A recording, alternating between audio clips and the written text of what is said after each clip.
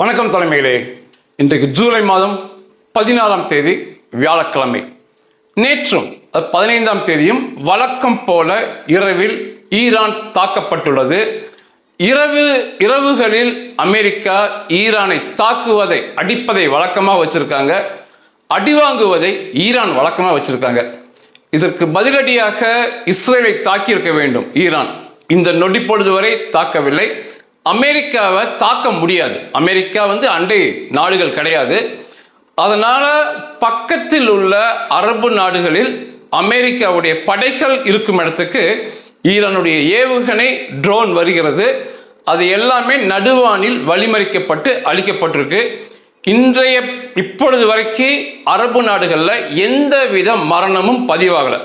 அரபு ஆட்களோ இல்லை வேறு ஆட்களோ மரணம் அடையவில்லை. மாறாக ஈரானுக்குள் கணிசமான மரண எண்ணிக்கை தினம் தினம் நடந்து கொண்டே இருக்கு. நேற்று கூட ஈரானை சேர்ந்த 7 இராணுவ வீரர்கள் கொல்லப்பட்டிருக்காங்க.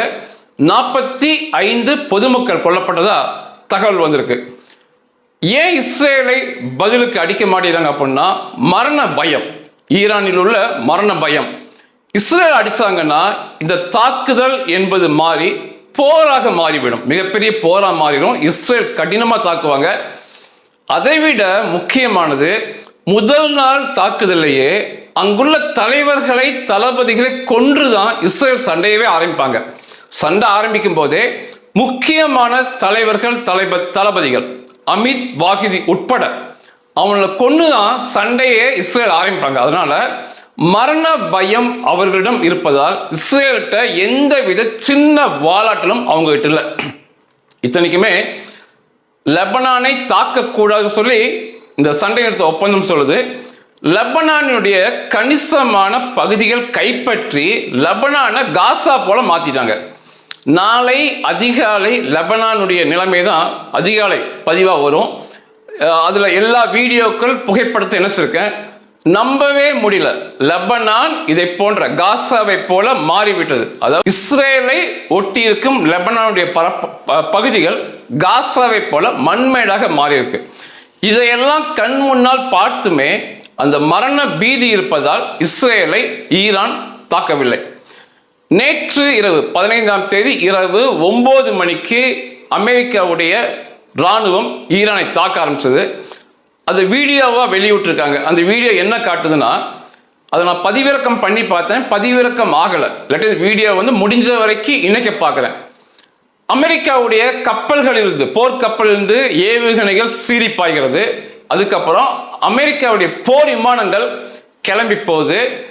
துல்லியமாக ஈரானுடைய இராணுவ தளவாடங்கள் மற்றும் கருவிகளை அழிப்பது, ரேடார் நிலையங்களை அழிப்பது, ஏண்டனாக்கள், பிரம்மாண்டமான மிகப்பெரிதாக இருக்கின்ற இரும்பு ஏண்டனாக்கள் குண்டு போட்டு தாங்காம ஏண்டனா சரிந்து விழுவது, இதை போன்ற காரியத்தை வீடியோவாக பதிவு பண்ணி அமெரிக்கா கொடுத்திருக்காங்க.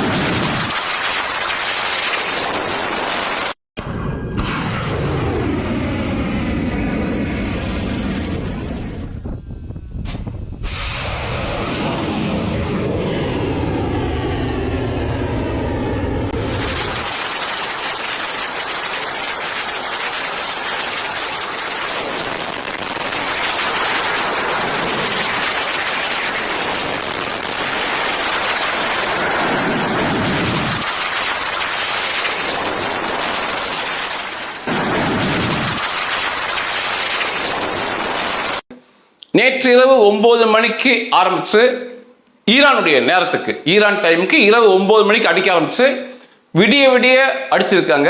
இன்றைக்கு அதிகாலை, வியாழக்கிழமை அதிகாலை, ஈரானில் உள்ள டியூன் தீவுகள், TUNB ஐலாண்ட் அப்படிங்கிறாங்க, அந்த தீவுகளை இன்றைக்கு அதிகாலை 90 நிமிஷம் இடைவிடாம தாக்கியிருக்காங்க. அதனுடைய சேத விவரம் இனிதான் வரும். மிக கடுமையான தாக்குதலுக்கு ஈரான் உள்ளாயிட்டு இருக்குது. இவைகள் எல்லாமே இப்ப ஈரான் அடி வாங்குற எல்லா பகுதியுமே ஸ்ட்ரைட் ஆஃப் ஹொர்மோஸ் ஜலசந்தியை ஒட்டி இருக்கும் தீவுகள் பகுதிகள் தான் தொடர்ச்சியாக அழிக்கப்பட்டு வருகிறது. நீங்க அடிக்கடி பந்தார் அப்பாஸ் தாக்கப்பட்டதுன்னு சொல்லி நானும் பேசுறேன், செய்திகளை படிப்பீங்க. அந்த பந்தார் அப்பாஸ் ஈரான் இந்த ஹொர்மோஸை ஒட்டி இருக்கின்ற பகுதி. அங்கதான் இந்த IRGC இராணுவத்துடைய கடற்படை தலைமையகமே அங்கதான் இருக்கு. ஈரானுடைய நேவி ஹெட் குவார்ட்டரே பந்தார் அப்பாஸ் இருக்கனால தான் அந்த பந்தார் அப்பாஸ் கணிசமாக தாக்கப்பட்டு அழிக்கப்படுது. தொடர்ச்சியாக இந்த ஹொர்மோஸ் ஜலசந்திய ஈரானிடமிருந்து முற்றாக விடுவிக்கும் நோக்கில் அமெரிக்க தாக்குதல் நடத்துவது தெரிகிறது. நிச்சயமாக தரைப்படை வீரர்களை களமிறக்கும் எண்ணத்தில் ட்ரம்ப் இல்லை. ட்ரம்ப் அவர்களுக்கு அந்த எண்ணம் இல்லை. ஒரு 1000 அமெரிக்க இராணுவ வீரர்கள் மரணம் அடைய நேரிடலாம்.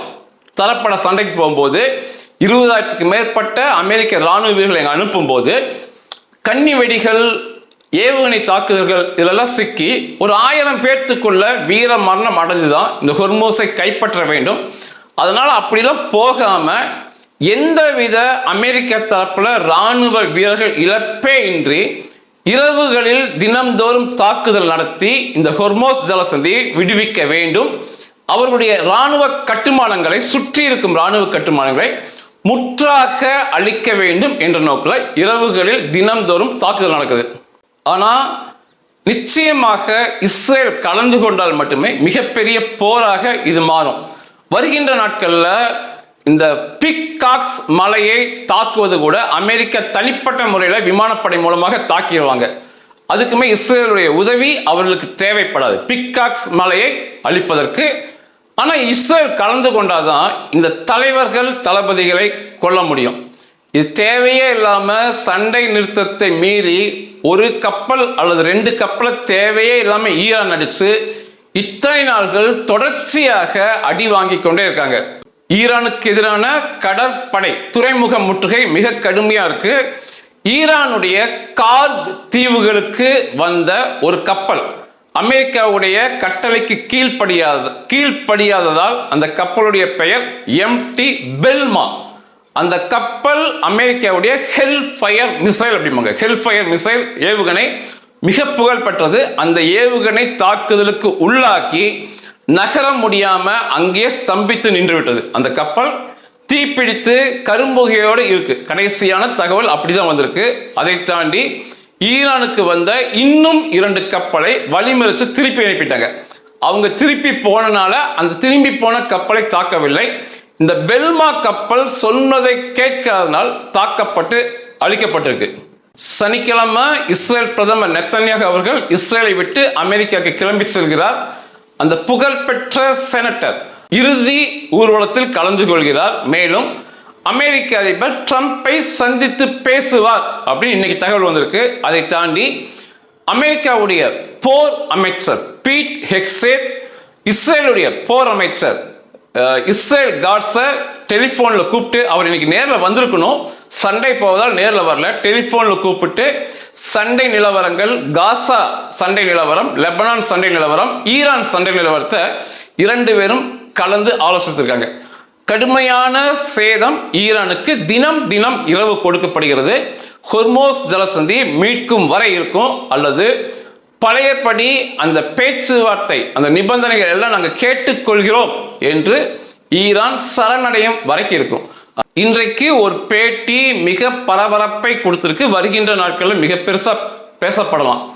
அமெரிக்காவுடைய துணை ஜனாதிபதி JD வான்ஸ் தேவையே இல்லாம ஒரு 3 மணி நேர பேட்டியை கொடுத்திருக்காரு. 3 மணி நேரம். 3 மணி நேரமுமே அவர் இஸ்ரேலுக்கு எதிரான கருத்துக்களை தான் பதிவு பண்ணியிருக்காரு.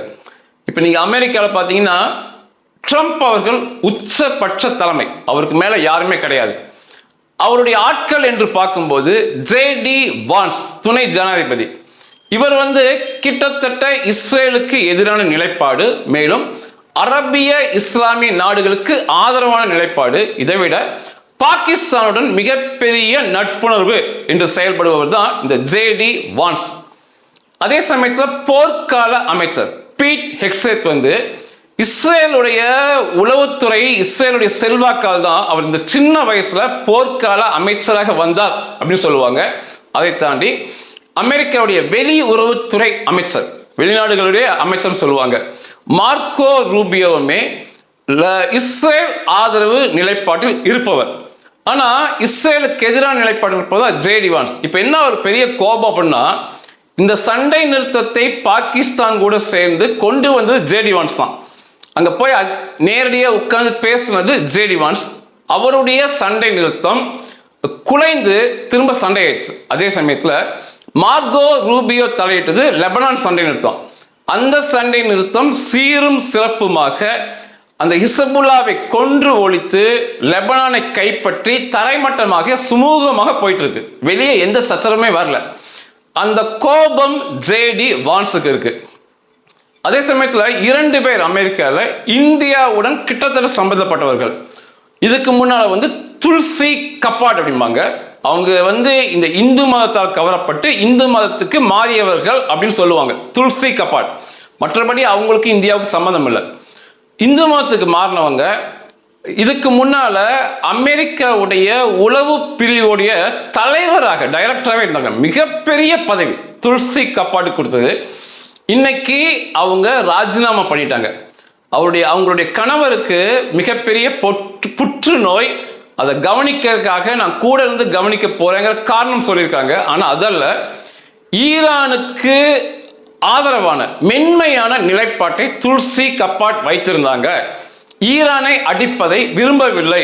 அந்த சூழல் இருந்தனால்தான் துல்சி கப்பாட் வலுக்கட்டாயமாக ராஜினாமா கடிதம் வாங்கி வெளியே அனுப்பப்பட்டான்னு சொல்லுவாங்க. இன்னைக்கு ஜேடி வான்ஸுடைய கதையும் அப்படிதான் ஆகும் தோணுது.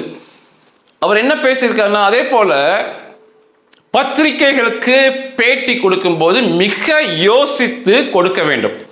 இன்னைக்கு பத்திரிகை என்பது ஒரு கூலிப்படை போல மாறி கேள்விகளில் கொக்கியவே போடுவாங்க. அவங்க கேட்கிற கேள்வியில் உள்ள கொக்கிகளில் அவர்கள் அந்த மீன் போய் அந்த கொக்கியில் உள்ள புழுவுக்காக மாட்டிக்கொள்ளும். அப்படிதான் இவங்களாம் மாட்டிக்கிறாங்க. ஜேடி வான்ஸ் என்ன சொல்லியிருக்காருன்னா, மிகப்பெரிய அபத்தமாக இந்த எப்ஸ்டீன் ஃபைல் அமெரிக்காவையும் உலகத்தையும் குலுக்கியது. அதற்காகத்தான், அதை மறைப்பதற்காக தான் ஈரான் சண்டைனே சொல்லுவாங்க. அந்த எப்ஸ்டீன் ஃபைல் அதுக்கு மூல காரணமான ஜெஃப்ரி எப்ஸ்டீன், அவருக்கும் அமெரிக்காவுடைய உளவுத்துறை, இஸ்ரேல் உளவுத்துறை மொசாத்துக்கும் தொடர்பு இருந்தது என்ற ரீதியில பேசியிருக்காங்க. ஜெஃப்ரி எப்ஸ்டீன் ஒரு யூதர். அவர் ஒரு பாரம்பரிய யூத குடும்பத்தை சேர்ந்தவர் தான் ஜெஃப்ரி எப்ஸ்டீன். இது எப்படி மாட்டிக்கிட்டாரு, இந்த கேள்வி எப்படி கொக்கிய போல வந்துச்சு அப்படின்னா, அந்த கேள்வி கேட்ட நிருபர் 3 மணி நேரம் பேசியிருக்காங்க. என்ன கேள்வி கேட்கிறாருன்னா, ஜெஃப்ரி எப்ஸ்டீன் மொசாத் உளவாளி அல்லது அமெரிக்காவுடைய CIA உளவாளி, ஆக மொத்தம் ஒரு உளவாளின்னு சொல்றாங்களே, உண்மையான்னு கேட்கும்போது இவர் பதிலுக்கு என்ன சொல்றாருன்னா, உளவாளி அல்ல, ஆனா மொசாத்துடன் தொடர்பு இருந்திருக்கலாம் என்ற ரீதியில இவர் பேசியிருக்கார் ஜேடி வான்ஸ். அதை தாண்டி நெத்தன்யாகுவிற்கு, இஸ்ரேல் பிரதமர் நெத்தன்யாவுக்கு மிகப்பெரிய செல்வாக்கு அமெரிக்காவில் இல்லை அப்படிங்கிற மாதிரி பேசியிருக்காரு. ஏன்னா நெத்தன்யாவுக்கும் இவருக்கு ஆகாது. அதை தாண்டி ஈரானுடன் இப்படி நெடுங்காலமாக போர் நடப்பது போல இஸ்ரேலியர்கள், யூதர்கள் பார்த்து கொள்கிறார்கள். அவர்களுடைய செல்வாக்கு தான் அவர்கள் அந்த போரை நோக்கி அமெரிக்காவையும் ட்ரம்பையும் வழி நடத்துகிறார்கள் என்ற ரீதியெல்லாம் பேசியிருக்காரு. இது வருகின்ற நாட்கள்ல இஸ்லாமிய அரபிய பத்திரிகை உலகங்கள் மிக பெரிதாக எடுத்து பேசும். இந்த எப்ஸ்டீன் ஃபைல் என்பது ஒரு முடிஞ்சு போன கதை என்று இருக்கும் சமயத்தில் தேவையே இல்லாம ஜேடி வான்ஸ் பேசியிருக்காரு. வருகின்ற நாட்கள்ல துல்சி கப்பாட் போல இவருக்குமே பதவி பறி போகலாம், துணை ஜனாதிபதி பதவி. இவருக்கு என்ன இந்தியாவோட தொடர்பு அப்படின்னா, இவருடைய மனைவி உஷா வான்ஸ் அவர்கள் இந்தியர். அந்த தொடர்பு பொதுவாக இந்த இந்தியர்கள் அப்படிங்கும்போது பேச்சுவார்த்தைக்கு போகலாம், சண்டை வேண்டாங்கிற மாதிரி தான் அவங்க ஒரு நிலைப்பாட்டில் இருப்பாங்க. உஷா வான்ஸோடைய இயல்பா எப்படி இருக்குன்னா, சண்டை வேண்டாம் பேசலாம் அப்படிங்கிற மாதிரி இருக்கும். துல்சி கப்பாட்டுமே ஹிந்து மதத்துக்கு மாறின பிறகு சண்டைகள் வேண்டாம் பேசலாமே அப்படிங்கிற மாதிரி இருக்கும். இதுக்கு நேர் எதிராக ஒரு ஆதிக்க மனோபாவத்துடன் இருப்பவங்க தான் அமெரிக்கர்கள். யாரை வேணா அடிக்கலாம், எந்த நாட்டு தலைவருமே தூக்கி கொண்டு போய் ஜெயிலில் வைக்கலாம். வெனிசுவேலா அதிபருக்குலாம் நடந்தது மிகப்பெரிய கொடுமை. இந்த நொடி பொழுது வரை அவரும் அவருடைய மனைவியும் ஜெயிலில் இருக்காங்க. யாரை வேணா கொல்லலாங்கிற ரீதியில அந்த அமெரிக்காவுடைய ஏகாதிபத்திய சிந்தனை இருக்கும். இந்த ஜேடி வான்ஸ் உடைய பதவி விரைவில் போவதற்கான வாய்ப்பு இருக்கு. அதனால தலைவர்கள் பேட்டி கொடுக்கும்போது, பத்திரிகைக்கு ஒரு வார்த்தையை விடும்போது மிக யோசித்து பேசணும். நம்முடைய மறைந்த பிரதமர் வாஜ்பாய் அவர்கள் ஒரு வார்த்தைக்கும் இன்னொரு வார்த்தைக்கும் யோசிப்பார். அவர் பத்திரிகையாளரிடம் பேசும்போது அல்லது பேட்டி கொடுக்கும்போது அந்த வார்த்தையை வெளிவிடும் போது ஒவ்வொரு வார்த்தையும் யோசித்து யோசித்து வார்த்தையை வெளிவிடுவார். அவரையெல்லாம் குற்றமே கண்டுபிடிக்க முடியாது. ஏன்னா தெளிவான சிந்தனையோடு அவர் செயல்பட்டார். இவங்கெல்லாம் இப்படி கொக்கிகளில் மாட்டிக்கொண்டு தேவையே இல்லாமல் பேசுகிறாங்கன்னு சொல்லலாம். நேற்று ஹொர்மோஸ் ஜலசந்தியை 7 கப்பல்கள் அதிகாரப்பூர்வமாக கடந்து போயிருக்கு. இரவு நேரங்களில் தெரியாத வண்ணம் நகர்ந்து போயிருக்கு. நிறைய கப்பல் போயிருக்கு. நன்றாக இருக்கும் காலத்தில் பீக்ல உச்சத்தில் இருக்கும்போது அந்த ஹொர்மோஸ் ஜலசந்தியை 100 கப்பலிலிருந்து 150 கப்பல்கள் கடக்கும். அந்த அளவுக்கு கடந்தாதான் இயல்பு நிலைய ஹொர்மோஸ் ஜலசந்தி அடைந்திருக்கிறது என்று அர்த்தம். நேற்று 7 கப்பல் கடந்து போனது. அதற்கு முந்தின நாள் 13 அல்லது 14 கப்பல் அதிகாரப்பூர்வமாக கடந்துச்சு. இரவுகளில் தனியாக கடந்து போகுது. இதுதான் நேற்று தாக்குதல் விவரம். தொடர்ச்சியாக ஈரான் இராணுவ ரீதியாக பலவீனமாய்க்கொண்டே வருகிறது. ஒன்று, பேச்சுவார்த்தைக்கு அவர்கள் அமெரிக்கா சொன்ன அந்த கட்டளைகளுக்கு கீழ்ப்படிந்திருந்தால் எந்த பிரச்சனையுமே இல்லை, நல்ல செல்வ செழிப்போடு இருக்கலாம் ஈரான். இல்லை இன்னுமே முரண்டு பிடித்து கொண்டு சண்டையை தொடர்வோம் என்றால் நஷ்டம் பூரா ஈரானுக்கு தான். அதுவுமே வருகின்ற வாரம் பாலங்களின் வாரம் மற்றும் மின் கட்டுமான வாரம் மிகப்பெரிய தாக்குதல் இருக்கும். அதே போல பிக்காக்ஸ் மலையும் தாக்குதலுக்கு உள்ளாகலாம் சொல்லியிருக்காங்க. அதெல்லாம் மிக பிரம்மாண்டமான தாக்குதல்கள். அதற்கு முன்னால் அமெரிக்கா சொல்வதற்கு கீழ்ப்படிந்து ஈரான் நடந்து கொண்டால் அது ஈரானுக்கு நல்லது. நன்றிகள்.